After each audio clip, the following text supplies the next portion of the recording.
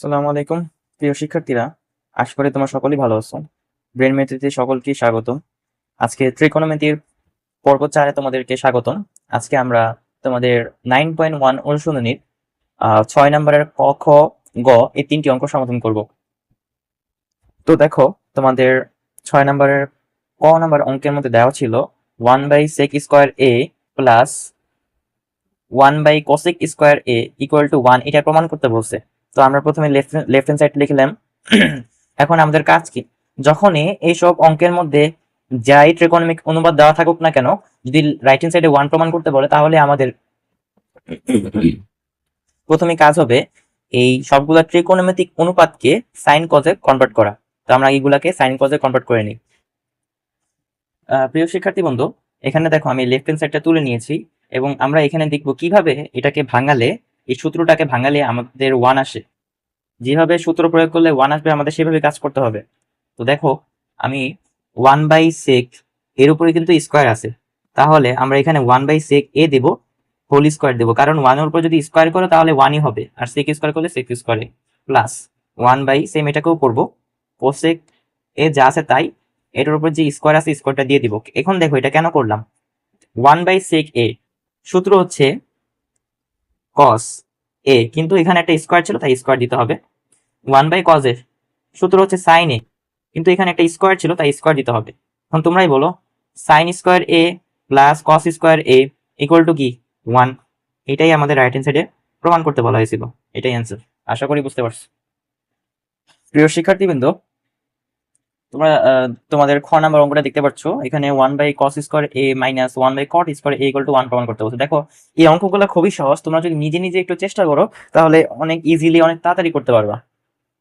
তো দেখো, এই অঙ্ক 3টা একই নিয়মে। তো আমরা এখানে প্রথমত লেফট হ্যান্ড সাইডটা তুলে নেব। লেফট হ্যান্ড সাইডে যেটা দেওয়া থাকবে সেটা আমরা তুলে নেব। তো আমরা লেফট হ্যান্ড সাইডটা তুলে নিলাম। সেম আগের মতো আমাদের কাজ করতে হবে, 1/cos a দিলাম, উপরটা ফুলটার উপর স্কোয়ার দিলাম, কারণ 1 এর উপর স্কোয়ার দিলে তাই হবে, cot a তারপর স্কোয়ার। 1/cos a মানে কি sec a, যেহেতু স্কোয়ার ছিল তাই স্কোয়ার দিতে হবে। 1/cot মানে হচ্ছে 10, এই স্কোয়ার ছিল তাই স্কোয়ার দিতে হবে। তো sec² a মাইনাস 10² a সূত্র কি 1, এটাই আমাদের রাইট হ্যান্ড সাইডে চাইছিল। আশা করি অঙ্কটা বুঝতে পারছো।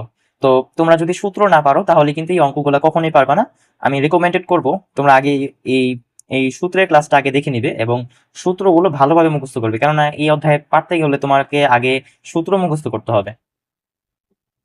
প্রিয় শিক্ষার্থীরা, আজকের পর্বের শেষ অঙ্ক দেখো, খুবই আগে সেম আগের মতো অঙ্ক।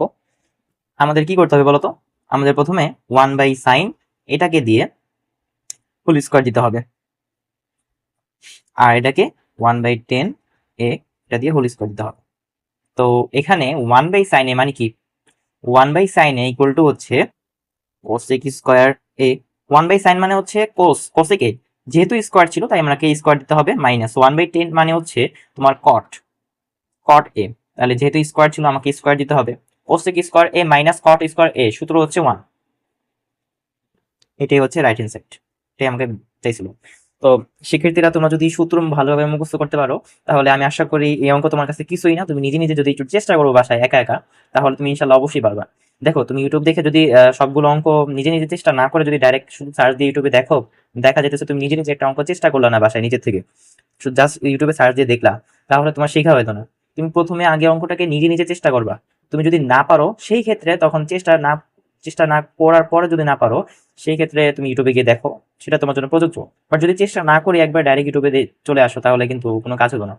তো আশা করি আজকের অঙ্কগুলা ভালোভাবে বুঝতে পারছো। সকলকে ধন্যবাদ। পরবর্তী পর্ব দেখার জন্য দেখার জন্য অনুরোধ করা হলো। সালাম। আজকের মতো এখানেই, আল্লাহ হাফিজ।